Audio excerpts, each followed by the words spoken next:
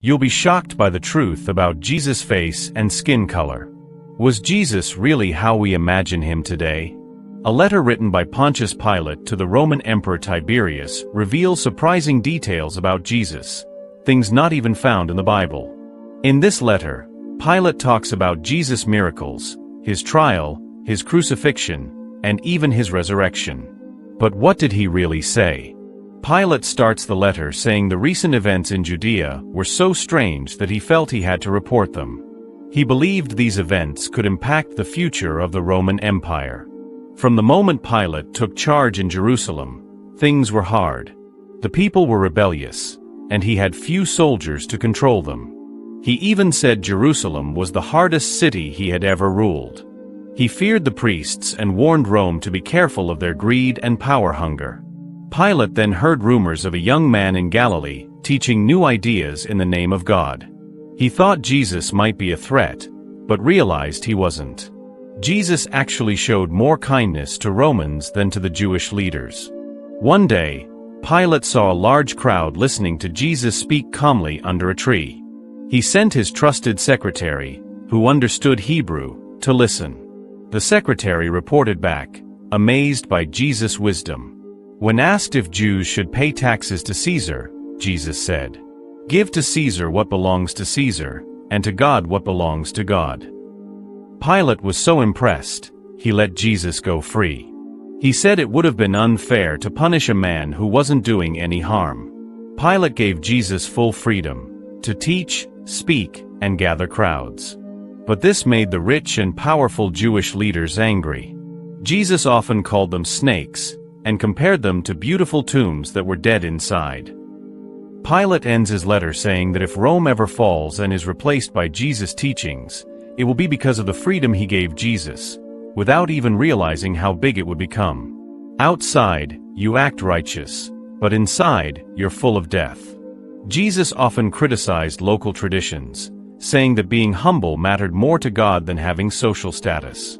Almost every day, I got complaints about Jesus at the Praetorium.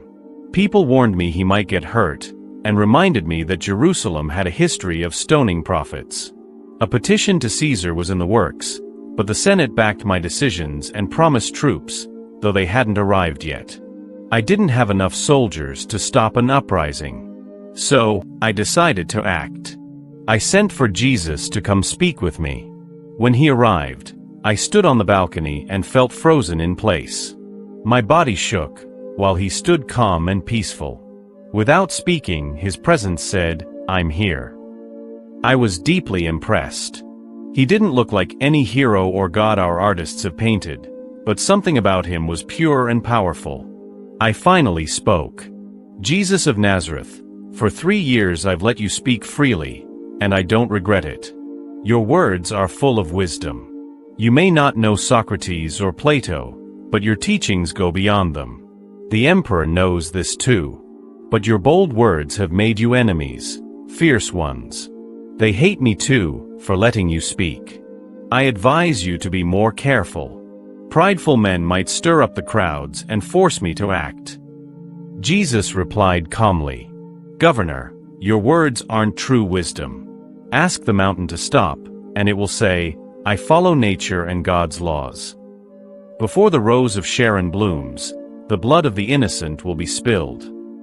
I told him I valued his wisdom more than the Pharisees, who used their freedom to stir up rebellion. I promised to protect him.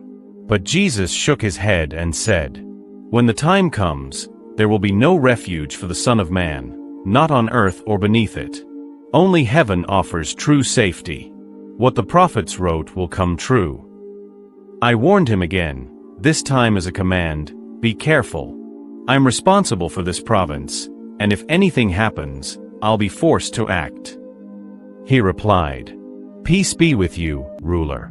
I came not to cause trouble, but to bring peace, love, and kindness.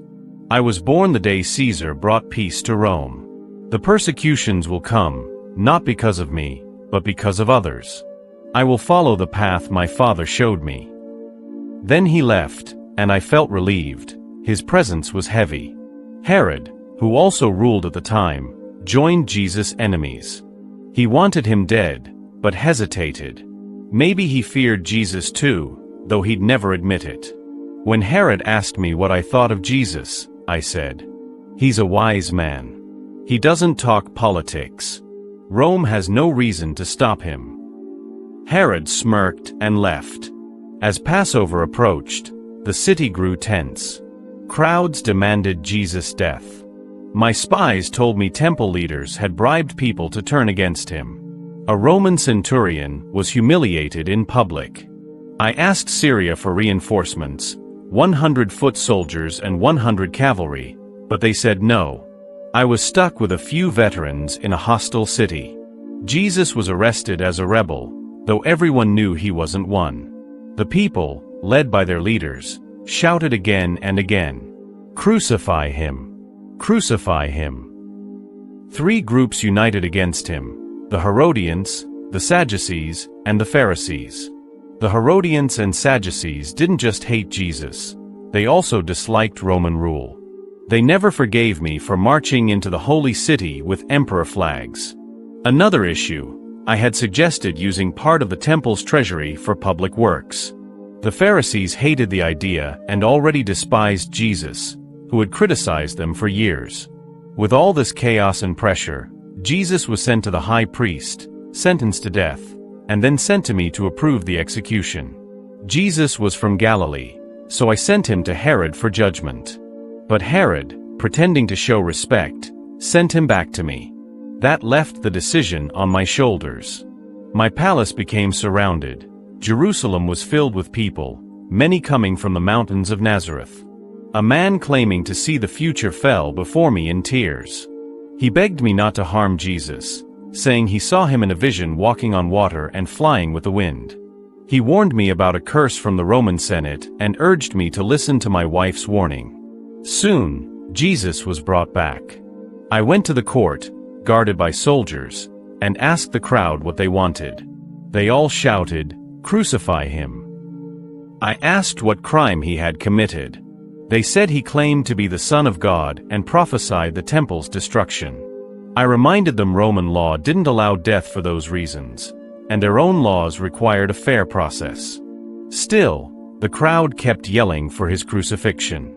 I tried to calm them by offering to release a prisoner, a tradition during the festival.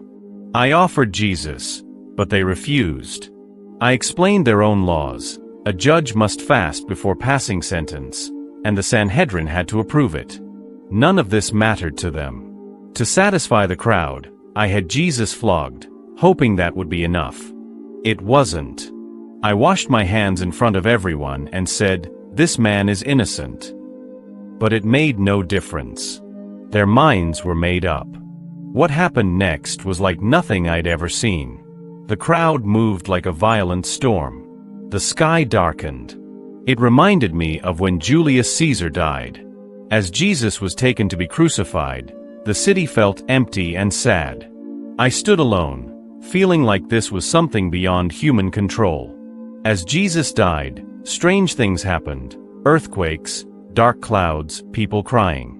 A man named Bazar, a friend of Jesus, was found dead after the quake, either from shock or grief.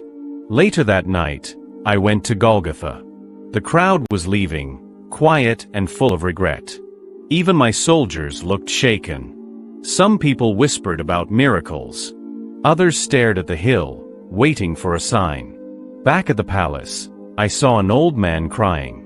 He told me his name was Joseph of Arimathea and asked to bury Jesus. I allowed it and sent guards to protect the body. A few days later, the tomb was found empty. Jesus' followers claimed he had risen, just as he said he would. This caused even more unrest. I investigated but couldn't be sure what really happened. Joseph used his own tomb, but whether he knew about the resurrection, I don't know. The next day, a priest warned me that the disciples might steal the body to make it seem like Jesus rose. That's all I can say. You can judge whether I acted rightly, despite what Herod says. As expected, and because they truly believed something might happen, I told the priest to speak with Captain Marcus. I ordered Marcus to place as many Jewish soldiers as needed to guard the tomb. That way, if anything happened, The responsibility would fall on them, not on us Romans. Later, when I heard that the tomb was empty, I became very concerned. I spoke with Marcus, who told me he had assigned his officer, Ben Isham, and 100 soldiers to guard the area. He said Isham and the guards were terrified by what happened. I called Isham in, and he described what he saw. He said around the early hours before dawn, a strange and peaceful light appeared over the tomb. At first, he thought it was women coming to prepare the body. But suddenly, the whole area lit up, and he saw many people, glowing and full of joy, rising from the dead. Beautiful music filled the air. It felt like the whole sky was praising God. Then the earth shook violently. Isham felt weak, like the ground was moving under him. He fainted and didn't know what happened after that. When he woke up, he was lying face down. I asked if maybe he mistook the light for sunrise. He said no, it was still dark, and too early for the sun. I asked if the dizziness was from standing up too fast, but he said he hadn't slept and didn't even sit down, because sleeping during duty was a serious offense. Some soldiers had slept, but he had stayed awake. I asked how long the event lasted. He wasn't sure, maybe about an hour, until daylight came. I asked if he went to check the tomb afterward. He said no, he was too afraid. When backup arrived, they all went back to the barracks. He told me the priests questioned him and even offered him money to say the disciples stole the body while the guards were asleep. But he said he didn't see any disciples and only learned about the body being gone later.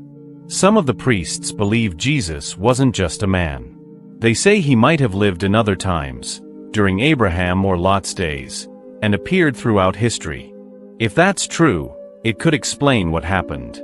Jesus was known for many miracles, turning water to wine, healing the sick, raising the dead, calming storms, and even making coins appear in fish mouths. These acts were witnessed by many, both friends and enemies. He wasn't accused of crimes, only for being different. Pontius Pilate once described Jesus as calm, peaceful, and wise, someone who stood out. He had a kind face, long light brown hair, deep eyes, and a peaceful presence. His eyes seemed to look straight into people's hearts. He had fair skin, a neat beard, and always wore clean, simple clothes, no fancy jewelry. His look was humble but powerful. My noble Lord, this is the most accurate report I can give. I've done my best to be honest, knowing that some blame me for this situation. Your loyal servant.